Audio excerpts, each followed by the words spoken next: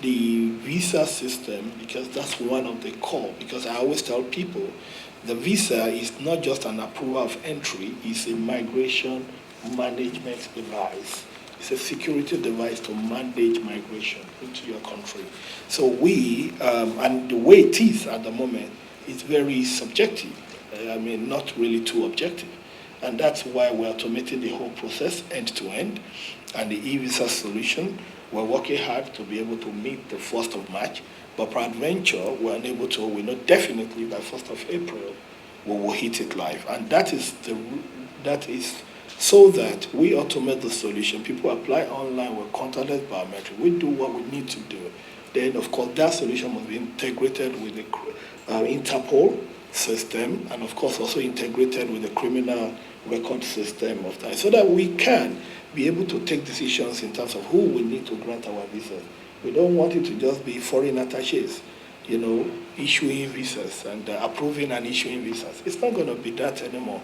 We want to be able to screen people more. This cannot be a destination for wanted criminals in the world. Nigeria is not a safe haven for any criminal, and Nigeria will never be.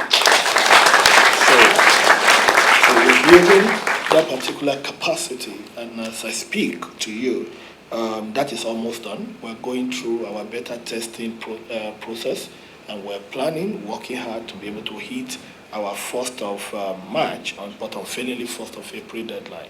And another thing we're trying to do is, even for our expatriates, we are also trying to see how we integrate all these, our immigration solutions, because what we're doing is to harmonize all these solutions in our data center, harmonize the database, and be able to let these solutions speak to one another rather than having solutions in silos. We want to have integrated solutions. So what we are looking at is that for any decision that borders on immigration into Nigeria, it will be impossible for approvals to be given without the clearance of Interpol, criminal record system, and all background checking agencies real time. Because we have to ensure that we can, the life will never remember you for the 99% of what you do right. You will always be remembered for that 1% wrong thing you do. And security it's not a sector where you can afford to be 99.9% accurate. You just have to be 100%. So we believe that it's better for us to take decisions based on objectivity rather than subjectivity. And of course, that will lead to the cancellation of the visa on arrival process. Because the visa on arrival, we understand it's not a system that works. Because I don't expect you to just come to my country without me knowing that you're coming into my country. No, it's never done anywhere. And of course, we're also introducing what we call the landing and exit card. You do it now, but it's manual. We're not going to be doing that anymore. This is 2025. This is not 1825. So technology must take its place. People must fill the landing card, which will be integrated with the visa solution, integrated with the passport solution, then to all background checking systems across the globe before you come. So we will be able to share this data with other agencies and across board. This is to sanitize the process. A scenario where it is difficult for NIS at the tip of a finger to tell me the number of foreigners that are in Nigeria is unacceptable. A scenario where somebody comes into Nigeria, disappears, and becomes untraceable, it's unacceptable. A scenario where there is abuse of immigration policies and processes is unacceptable. A scenario where somebody needs to come to Nigeria, stay for 6 months, waiting for an STR to regularize the residency in Nigeria is unacceptable. It's not done anywhere in the world. So we're going to bring these massive reforms, and these reforms start between March 1 and April 1. Why we're trying to do this is to be able to safeguard our people, is for us to be responsible in the Committee of Nations, and for us to be able to contribute our fair quota to international peace, sustenance, and development. It is key as a country. We are a responsible nation, and we must stand up as an agency that is responsible for the enhancement of internal security. We must be seen to be adding our best. For any wanted criminal anywhere in the world who finds his way into Nigeria safely is an indictment on us as a country. That will never happen again. That will never happen again. We are going to be true to our agreements. We are going to be true with our MOUs to all our foreign international partners, and we will be true, being realistic, and being sincere to Nigeria by defending even the weakest Nigerian with our last drop of blood. So I assure you, I give you my word, NIS will no longer be known as a travel document issuing agency. NIS will be known as an internal security agency that will play its role in migration management, border control, border governance, border management, and of course, that will play its role in ensuring that Nigeria is respected in the Committee of Nations. We will, as a country, and I repeat and I say this very clearly, we will never demand for respect. We will earn it. And the moment of earning the respect is now. I charge you, we have over 20,000 immigration officers.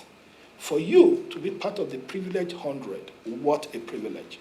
It's an opportunity for you to write your name in gold. API, PNR has been everywhere before now. It took Nigeria almost 18 years behind to do this solution. I was in Montreal. Kemi, you were there. Yes. When we met with ICAO and they spoke about this, Nigeria was red in terms of the chart. And I saw smaller countries with lesser volume of traffic on green. And I left that place as a sad man. And I took a decision, and Mr. President gave the approval, and we decided we will not wait till we get embarrassed into doing what is right as a nation. We will take the initiative, we will be proactive, and we will be responsible as a country.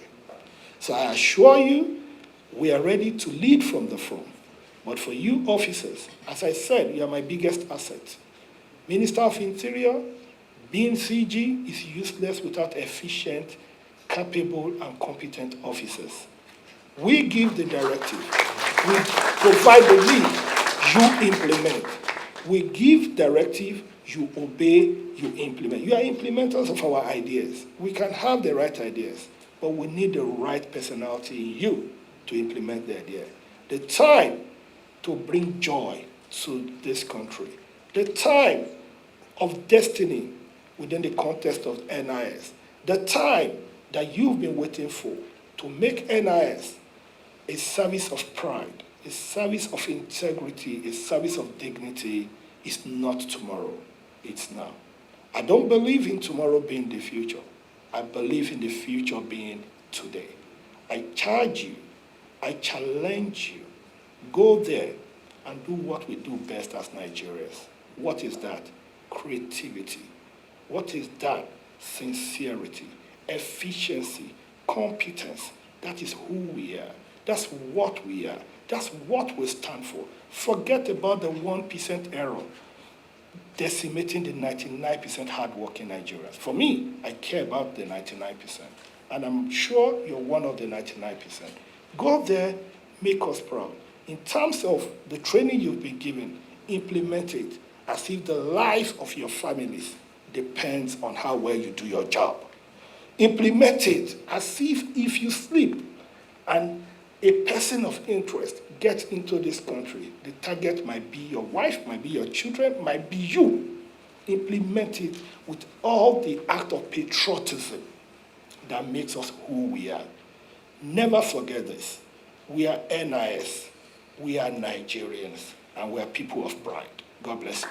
It is an honor to have the Honorable Minister of Interior, Honorable Dr. Olubumitunji Ojo, join us today for the closing of this 5-day capacity and capability building program on the application of Advanced Passenger Information, API, and Passenger Name Record, PNR, data in national security and law enforcement. This program originated from discussions held with the delegation of the United Nations Office on Counterterrorism, UNOCT, during the 7th Border Management and Identity Conference, which took place in Bangkok, Thailand, from the 11th to the 13th of December last year, 2024. The theme of this capacity building program, API PNR data analytics and key procedures, was carefully selected based on the operational gaps we experienced at the Command and Control Center since its commissioning by His Excellency, the Commander-in-Chief of the Federal Republic of Nigeria, President Bola Ahmed Tinubu, GCFR, on the 10th of December 2024. We recognized that to fully maximize the present administration's investment in this project, we must engage in a lot of capacity building. Advanced passenger processing and analysis must be central to our operations. Honorable Minister, sir, over the past 5 days, we have successfully trained 100 immigration officers, drawn from the Command and Control Center and other key units, including the Suspect Index, the Risk Analysis Cell, and, of course, Nnamdi Azikiwe International Airport, Abuja. In alignment with your commitment to interagency collaboration as a pillar of national security, we also included personnel from the Nigerian Police Force, the Department of State Services, DSS, National Drug Law Enforcement Agency, NADLA, Office of the National Security Advisor, ONSA, Nigerian Civil Aviation Authority, NCAA, and also representatives from the Ministry of Interior.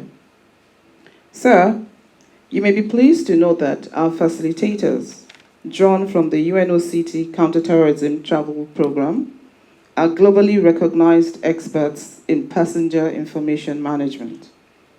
Mr. Robert Musgrave, a pioneer trainer in passenger information and counterterrorism programs, served for 24 years in the United Kingdom Military Police. Mr. Dennis, on the other hand, is also a key member of the United Nations team. He brings with him 7 years of experience working in the Passenger Information Unit at the Schiphol International Airport in the Netherlands. During this program, participants engaged in capability mapping and training needs assessments. They were also introduced to the United Nations Counterterrorism Program, practical techniques for processing data from passengers, the development of terms of reference for the Command and Control Center, and the formulation of standard operating procedures, SOPs, to enhance the center's effectiveness. Additionally, all participants will be enrolled in the United Nations e-learning program, which offers certifications ranging from basic to advanced levels in API PNR data management. This training also provided participants with insight into the standard composition of passenger information units, PIUs, and also global best practices in passenger data processing. The past 5 days have been an engaging and insightful experience for the trainees. And I had a conversation with some of the trainees, and I was quite impressed with the fact that they had a very wonderful and engaging training. Thank you very much. We will present the observations and, of course, the recommendations to you, sir, for us to onboard some of these suggestions that have come from our facilitators. And we hope that you will also, help us in making sure that we adopt some of these recommendations that have been given.